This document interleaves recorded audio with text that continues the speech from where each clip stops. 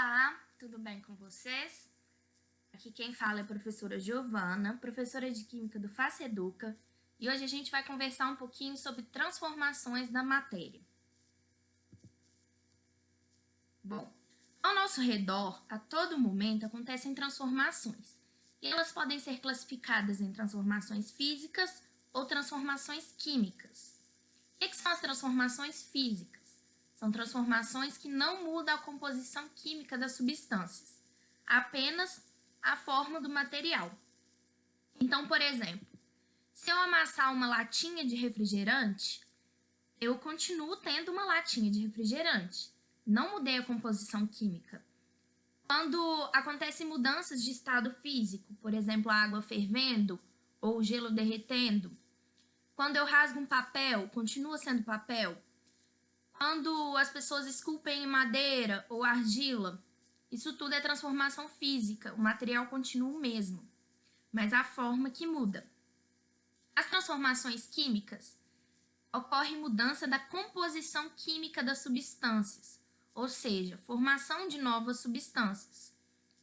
Então, temos a combustão como exemplo, ou respiração, fotossíntese, cozimento de alimentos, entre outros. As transformações químicas também são chamadas de reações químicas e possuem substâncias que reagem, que são chamadas de reagentes, e substâncias produzidas ou formadas, que são os produtos. Os reagentes vêm antes da seta e os produtos depois da seta. Aqui a gente tem exemplo de uma combustão, que o etanol reage com o gás oxigênio, produz gás carbônico mais a água. O que é a combustão? É uma reação química entre um combustível, que pode ser etanol, gasolina, diesel ou a madeira, entre outros, e um comburente, o gás oxigênio, por exemplo. Então, por isso que o automóvel se locomove, por causa da energia liberada por essa reação aqui, ou a reação com a gasolina, etc. E são formados produtos, o gás carbônico e a água, mas pode ser formado outros produtos, como a fuligem ou o monóxido de carbono. Eu vou falar um pouquinho sobre cada um deles. O gás carbônico, ele é responsável pelo efeito estufa, que mantém a vida na Terra, né? Mantém uma temperatura para que todos os seres vivos consigam sobreviver. E também contribui para o aquecimento global. O excesso de gás carbônico está contribuindo para isso. O monóxido de carbono, CO, ele é tóxico para o nosso corpo, porque ele combina com a hemoglobina, que tem mais afinidade com o monóxido de carbono do que com o oxigênio, e diminui a quantidade disponível de hemoglobina para transporte de oxigênio, e aí pode levar à morte. E a fuligem são materiais particulados, aquele pozinho preto que sai, por exemplo, do escapamento de um caminhão. É responsável pela poluição do ar e também pelo aquecimento global. E como saber que existe uma reação química acontecendo? Por meio dessas evidências aqui. Bom, a primeira evidência é a formação de gás. Por exemplo, quando você está passando mal, você coloca um comprimido efervescente na água e saem umas bolinhas, ou sal de frutas também. Isso está acontecendo a produção de uma substância gasosa, o CO2.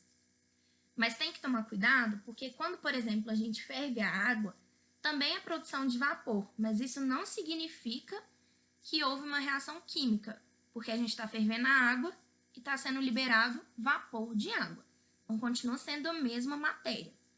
Aqui não, aqui eu tenho um comprimido efervescente e está sendo liberado o gás carbônico, que foi produzido nessa reação química aqui. Outra evidência é a mudança de cor. Então, por exemplo, quando tem ferrugem, quando a fruta, a banana, por exemplo, escurece. Mas também tem que tomar cuidado, porque se você diluir permanganato de potássio, vai mudar de cor, vai ficar roxo. Mas isso só foi uma dissolução, não virou outra substância. A mudança de temperatura, um exemplo, pode ser a combustão. Aqui a gente tem um papel queimando. Por quê? A produção de substâncias com menor energia. Então, essa diferença de energia vai ser liberada. Mas, se você aquecer um metal, vai esquentar também, mas não é mudança de temperatura de uma reação química.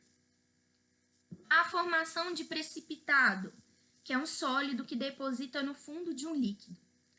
Esse sólido produzido, a nova substância, é pouco solúvel em água. Então, quando a gente tem óxido de cálcio reagindo com gás carbônico, vai produzir carbonato de cálcio.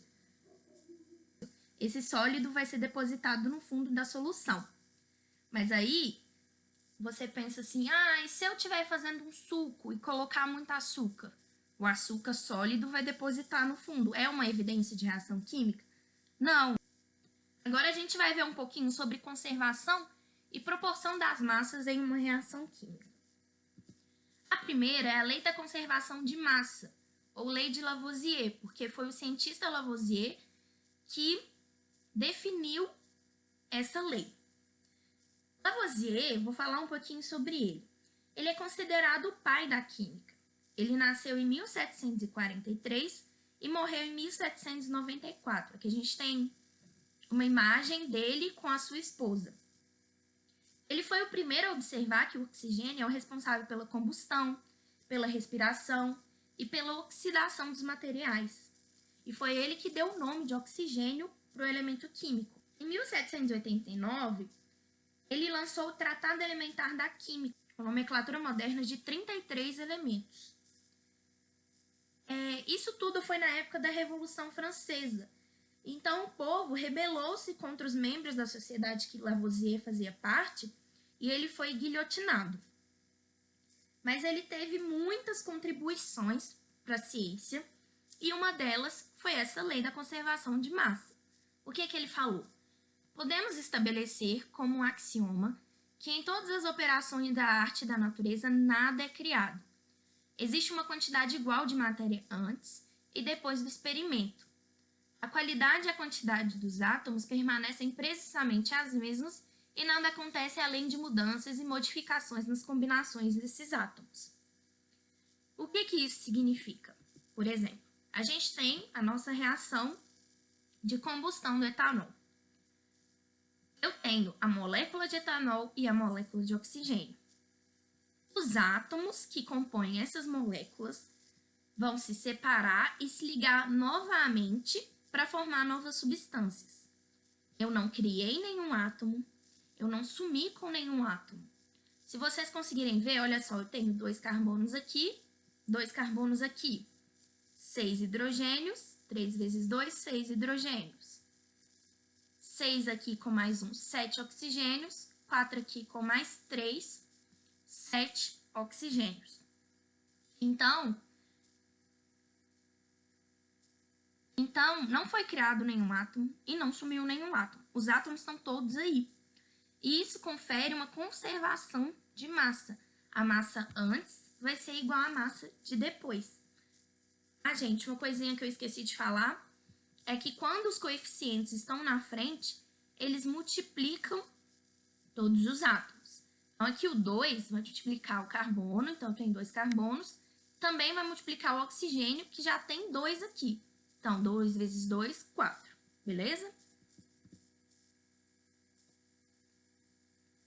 Então, pela conservação de massa, a gente sabe que qualquer reação química vai ter essa conservação.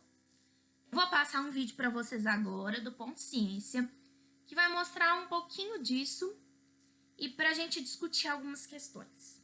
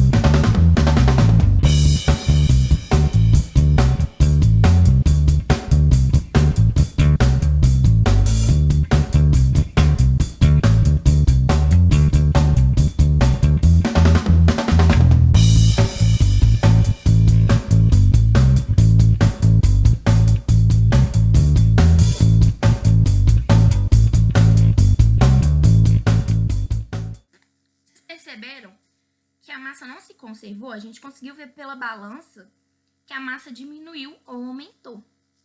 Então, o que aconteceu? Será que não seguiu a lei de conservação de massa? Será que existem exceções nessa lei? Olha, vamos falar primeiro do papel. O papel teve combustão. Então, ele reagiu com oxigênio, gerando gás carbônico e vapor de água. O gás carbônico e o vapor de água, por serem gases, não ficaram na balança. Eles são liberados. Então, a balança não conseguiu pesar o gás carbônico e o vapor de água. Por isso que diminuiu a massa do papel. Mas se fosse um sistema fechado, se a gente conseguisse pesar tudo, a gente ia ver que a conservação de massa aconteceria. E com a palha de aço? A palha de aço também houve uma combustão, também reagiu com oxigênio. Só que esse gás oxigênio, ele foi incorporado na palha de aço para produzir óxido de ferro. Então, aumentou a massa. Mas se fosse um sistema fechado, também teria a conservação de massa, porque não existem exceções, tá bom? Outra lei muito importante é a lei das proporções definidas, lei de Prost, que também foi um cientista. O que ele falou? Que em uma reação química, há uma relação fixa entre as massas das substâncias dessa reação.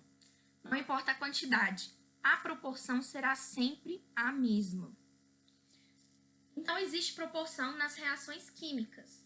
Se eu aumento o reagente em quantas vezes for, o produto também vai aumentar. Se eu aumento o reagente, o outro reagente que tiver também tem que aumentar para a reação acontecer completamente. Então, vamos ver um exemplo das duas leis. Olha só, eu tenho o gás nitrogênio reagindo com o gás hidrogênio formando a amônia. E aqui eu tenho 12 gramas de gás nitrogênio e 68 gramas de amônia sendo produzido. Quanto, então, eu tenho que colocar para a reação acontecer completamente? Olha só. 12 mais X tem que ser 68 gramas, porque a massa dos reagentes tem que ser igual à massa dos produtos. Então, meu X vai ser 56 gramas, porque 12 mais 56 vai dar 68.